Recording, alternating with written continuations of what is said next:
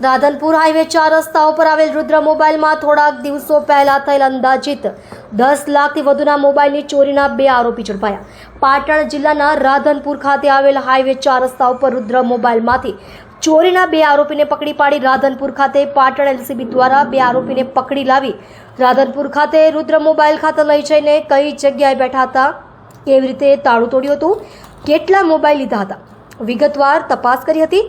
બંને આરોપીઓને રાધનપુર ખાતે પાટણ એલસીબી દ્વારા લાવવામાં આવ્યા હતા। અન્ય આરોપીઓ છે એમના સાથે છે, તેમને હજી પકડવાના બાકી છે। પકડાયેલા આરોપી એક રાહુલ નમુનાથ રામદયાલ જયસ્વાલ રહે બિહાર મોતીહરી, આરોપી નંબર 2 મોહમ્મદ નસીબ મોહમ્મદ બસીર મોહમ્મદ અમીન રહે બિહાર, બંનેને પકડી પાડી રાધનપુર ખાતે પાટણ એલસીબી દ્વારા લાવવામાં આવ્યા।